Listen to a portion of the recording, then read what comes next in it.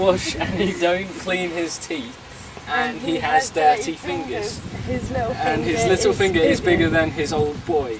He pencil dick. and his breast stinks of curries. Also, his name is Shit Lips. How do you think this area is in general, the Hartsey estate? Do you think it's... Well, it used to be quite nice, then it got a bit rough, lots of fights going on, loads of graffiti and all sorts of stuff. Yeah. And you see this place here, did you ever do anything in it? Yeah, it used to be called the Cabin. Friday nights, it's like youth workers in, and we used to be able to like go when they take us out, just like have like little parties basically, like little gatherings where we could just do anything. And thinking back to it, is there anything you want to do differently? I'd like to just confront them straight on and just say like, why are you doing it? What's the point? You wouldn't like it yourself, so what's the point of like doing it to others? Running around, robbing banks, all whacked off the Scooby Snacks. Hi, my name is Jack, and this is my small interview and video about my experiences of bullying in the Hartsey estate. Mainly in the local woods, and we will also document some of the vandalism that has taken place there in our time in recording. This is what happens when they steal and burn motorbikes, and that's what Jack and Richard found in our local woods. We were coming this way, me and my friend, and we saw this like heap of ground over here. Whoa! Wood, this heap of ground. Earth and stuff with this wood covering it. Yeah. And it was smoking slightly, so we were just like, what the hell's going on?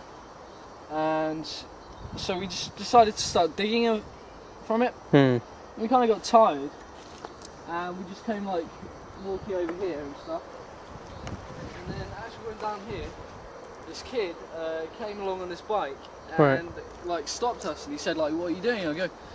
We went, oh, we just found this like thing in the ground, we don't know what the hell it is, and we were just digging it up and stuff. And he goes, oh, okay, and then he just starts cycling off, and we were just like, what the hell? We basically just heard some voices, and because all of this bit down here, all of the ferns and stuff that are now in little mounds, they're all grown up, and because we were, God knows, about 2'6" at the time, we couldn't see over them, so we didn't know what the hell was coming. And basically, my friend Rich, he was just said, oh my god, Jack, run. So we decided to start running up here, and we got just this little bit further in, and these kids, like God knows about 15, 20 kids, just came up to us and told us to stop, and literally forced us back to this hole. And because they knew my friend Richard, he they made him put the dirt back with his mouth, and so he had all shit and all of the ground and shit in his mouth, and they were like they hit his legs a couple of times with sticks, and they like made us put it over to make a ramp and stuff. It was just terrible. And then after we ran out of wood, they made us walk across this bridge, and basically in the middle island over there was like loads of wood and stuff. I don't know why, but as you can see, the branches were over the swamp are quite sort of thin, and my friend actually fell off and fell into the muddy bit and lost his shoe. And I actually got to the end bit, and I just thought, screw this, and I started like crying and shit. Richard started to cry too, and I reckon the kids had just forgotten how to cry, so they took pity on us and left us alone, really. This topic, bullying. Have you ever been bullied before? Yeah, I used to be bullied when I was in first school, and when I got to about year 7 in middle school, I started sticking up for myself in a way, whereas if someone went to ask something, I always used to tell them no. I used to stick up for myself in many different ways. Did you think it affected you, or not really? It affected me when I was younger, but now when I look at most bullies, it doesn't affect me at all. And what would you do if someone came up to you and tried to bully you again? if someone tried to push me into doing anything, I'd tell them go away.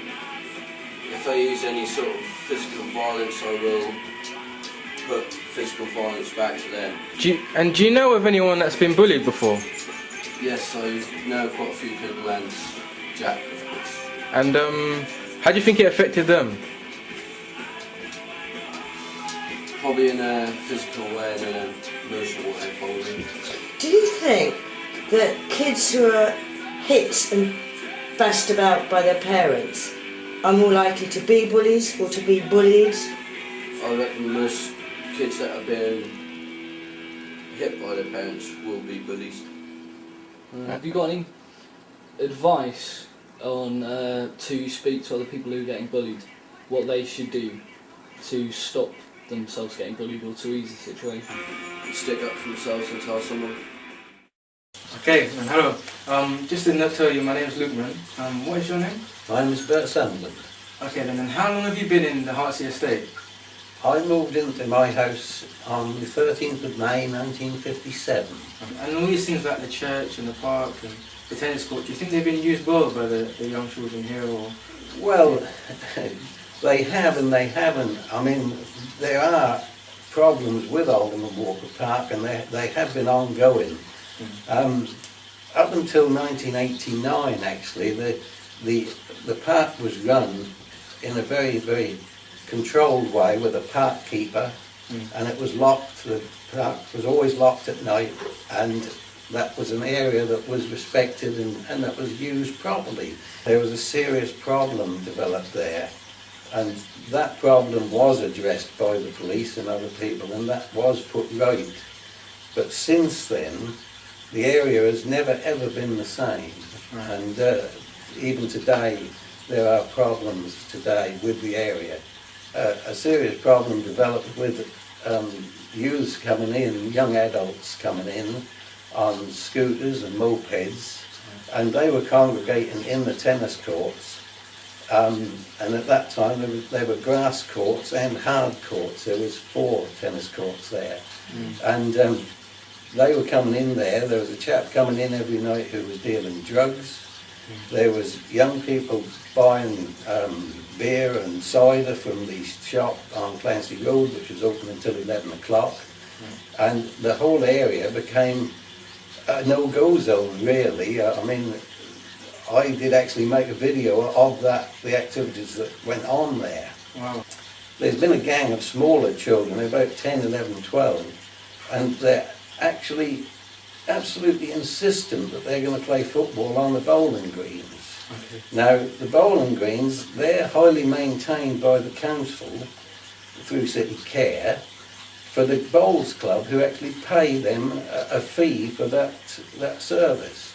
But these young children are getting in there every night and playing football in there, and they're causing a tremendous amount of damage, not only to the bowling greens, but to the hedges and the surrounding area. And so consequently, as I say, I've had the police up here 4 times this month, and they've missed them each time. And I've also phoned, I must have phoned 20 or 30 different people trying to get wardens up here. And I've also, you know, been doing all I can to get that stopped. Do you think wardens is the way forward, or do you have any other ideas that you could actually put forward? I want wardens based on the estate, and I want them to know the estate, to have local knowledge, to know where they go and what they do. Just explain to us, like, when and why did it start?